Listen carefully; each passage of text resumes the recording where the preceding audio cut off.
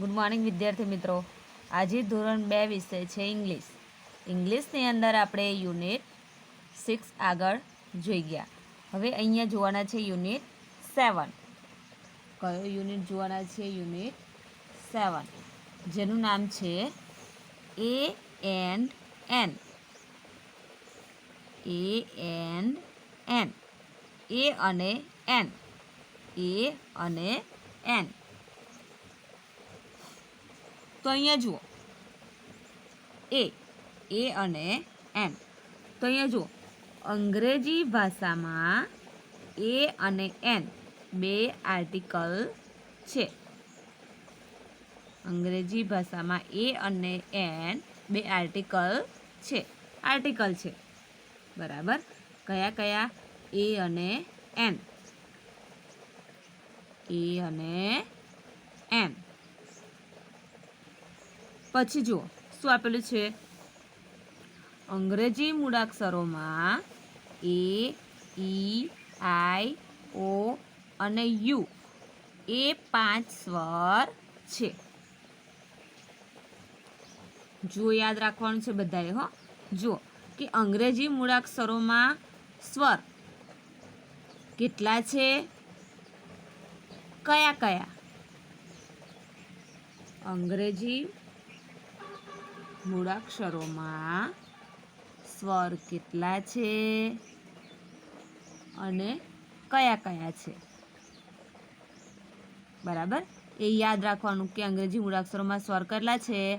તો 5. કેટલા છે? 5. કયા કયા છે? સ્વર 5 તો આપણને ખબર છે, આપણે લખી દીધું કે 5. પછી એવું પૂછ્યું હોય કે કયા કયા સ્વર છે? તો અહીંયા આપ્યું છે કે એ, E, I, O, U. A, E, I, O, you એમ કરીને કેટલા સ્વર છે? 5. અંગ્રેજી મૂળાક્ષરોમાં એ, ઈ, આઈ, ઓ અને યુ એ 5 સ્વર છે. બાકીના બધા મૂળાક્ષરો વ્યંજન છે. બાકી જો આ 5 સ્વર આપેલા છે, બરાબર. સ્વર કેટલા આપેલા છે? 5 જ. એ, ઈ, આઈ, ઓ, યુ.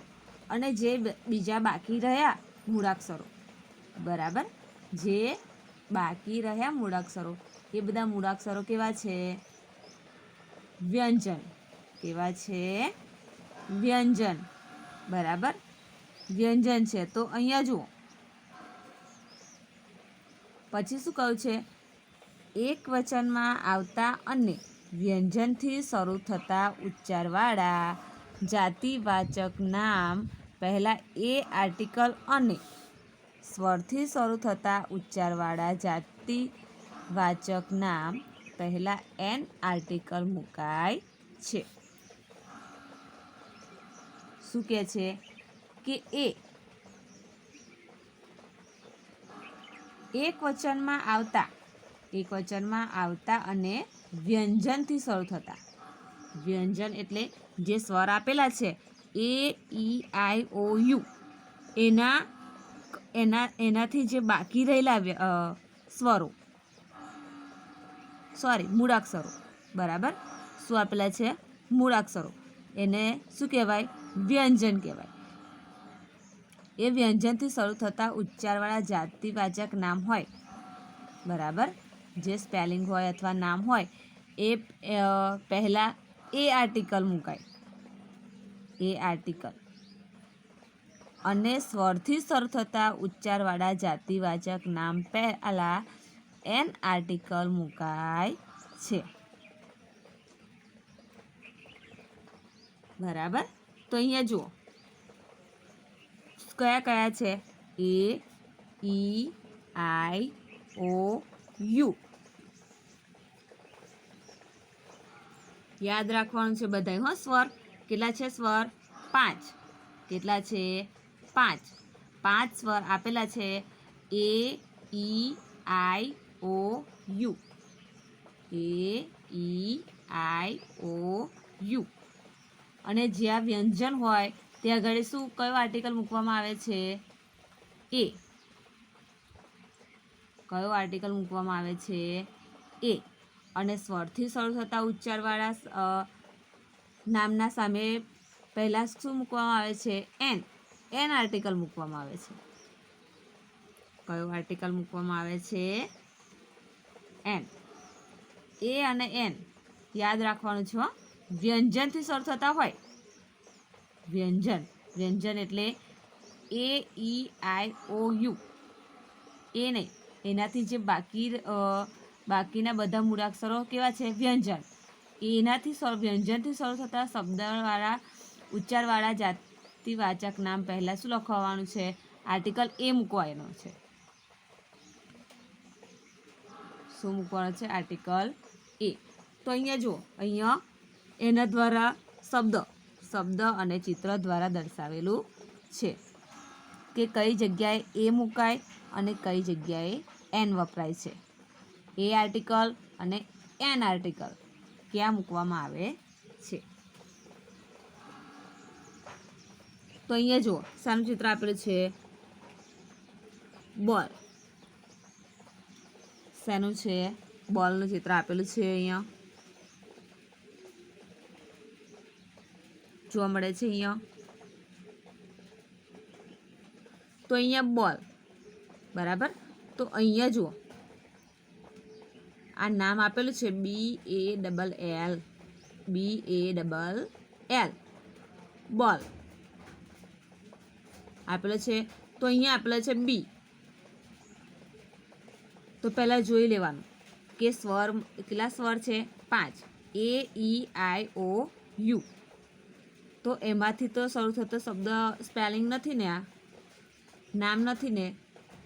તો ના, આ વ્યંજનથી શરૂ થતો શબ્દ છે એટલે સ્પેલિંગ છે. આ નામ શું છે? વ્યંજન છે, બરાબર. તો ત્યાં આગળ આપણે શું મૂકાશે? એ. તો અહીંયા એ મૂકેલો છે, જોવા મળે છે. એ બોલ, એ બોલ આપેલો છે. અહીંયા જુઓ, અહીંયા સફરજનનું ચિત્ર આપેલું છે. એપલ. શેનું ચિત્ર આપેલું છે? એપલનું ચિત્ર આપેલું છે. તો અહીંયા આપેલો છે APPLE, એપલ. એપલ એટલે જુઓ, અહીંયા એ વપરાયો છે. એ શું છે? સ્વર. શું છે? સ્વર. એ છે એ સ્વર આવે છે એટલે ત્યાં આગળ કયો આર્ટિકલ મૂકવામાં આવે છે? Article N. આર્ટિકલ એન મુકાય છે. એન એપલ, એન એપલ, બરાબર. પછી અહીંયા જુઓ, અહીંયા શું છે? હેન. હેન એટલે મરઘી. હેનનું ચિત્ર આપેલું છે. તો અહીંયા જુઓ, હેન. તો અહીંયા એચ આપેલો છે. એચ આપેલો છે. પહેલો મૂળાક્ષર શું આપેલો છે? એચ. તો એચ શેમાં આવે? સ્વરમાં આવે કે વ્યંજનમાં આવે છે? સ્વર કયા કયા છે? A E I O you. એટલે એમાં આપણે એચ આવતો નથી એટલે શું છે? એ વ્યંજન છે. શું છે? વ્યંજન. એટલા માટે એની આગળ શું લાગે છે? આર્ટિકલ એ. શું લાગે છે? આર્ટિકલ એ. એ હેન.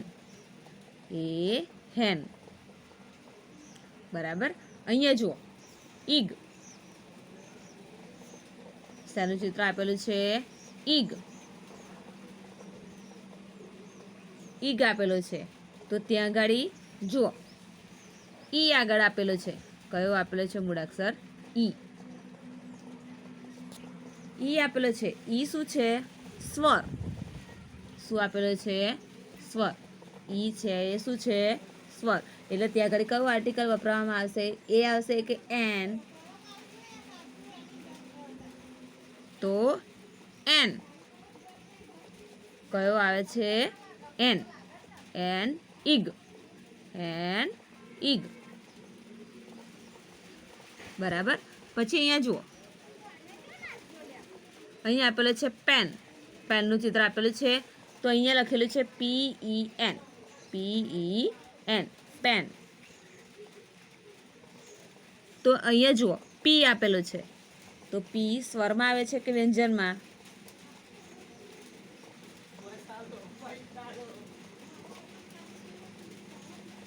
શેમાં આવે છે? તો પી છે એ વ્યંજન છે. કેવો છે? વ્યંજન. બરાબર. એટલા માટે ત્યાં આગળ કયો આર્ટિકલ લાગશે? આર્ટિકલ એ. કયો આર્ટિકલ લાગે છે? આર્ટિકલ એ. એ પેન. પેન. પેન. પછી અહીંયા જુઓ, અહીંયા શું છે? ઇન્કપોટ. ઇન્કપોટ. ઇન્કપોટ આપેલો છે અહીંયા. શાઈની ડબ્બી આપેલી છે અહીંયા. શાઈની ડબ્બી એટલે ઇન્કપોટ. ઇન્કપોટ. તો અહીંયા જુઓ, ઇન્ક. અહીંયા આપેલો છે આઈ. આઈ શેમાં આવે છે? સ્વરમાં કે વ્યંજનમાં?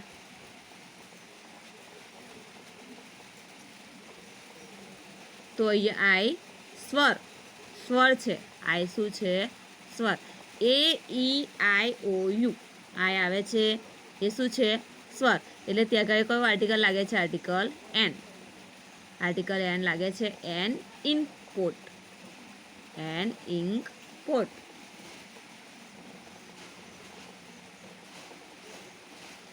બરાબર. અહીંયા જુઓ, અહીંયા શાનું ચિત્ર આપેલું છે? ડક.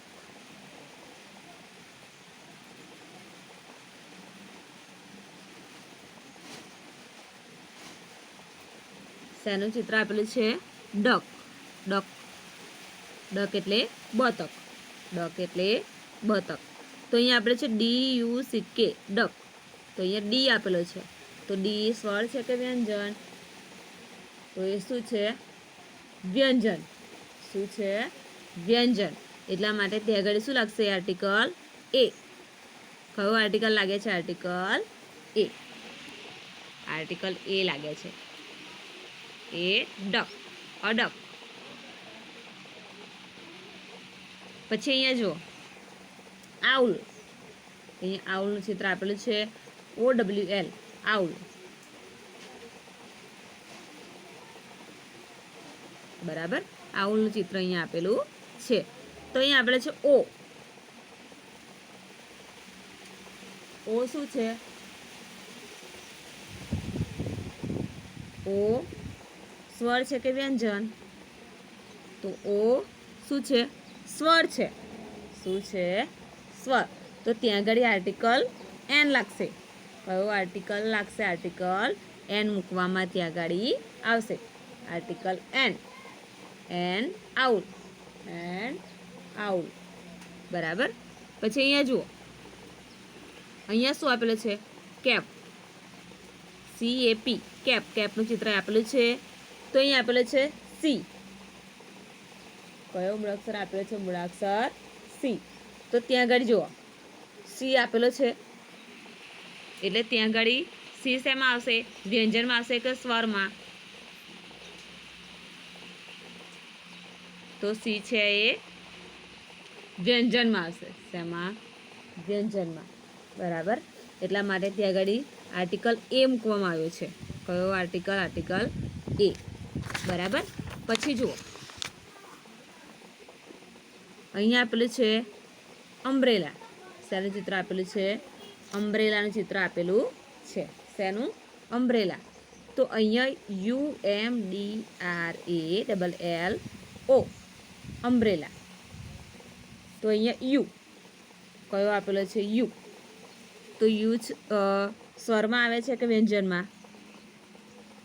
તો સ્વરમાં આવે છે. યુ શેમાં આવે છે? સ્વરમાં. એટલે ત્યાં આગળ કયો આર્ટિકલ લાગે છે? Article an. કયો લાગે છે? Article an. An umbrella. બરાબર. અહીંયા જુઓ, અહીંયા આપણે શું જોયું કે વ્યંજન આગળ આર્ટિકલ એ લાગે છે અને સ્વર આગળ આર્ટિકલ એન મૂકવામાં આવે છે. તમારે પણ આ તમારી નોટબુકની અંદર જે આ છે એ પણ લખવાનું છે 4 લીટી, અને પછી આ જે શબ્દ આપેલા છે એ ક્યાં વપરાય છે અને એન ક્યાં વપરાય છે એ તમારે તમારી નોટબુકની અંદર લખવાનું રહેશે. હવે આગળનું છે આપણે આગળના લેક્ચરમાં જોઈશું. Thank you.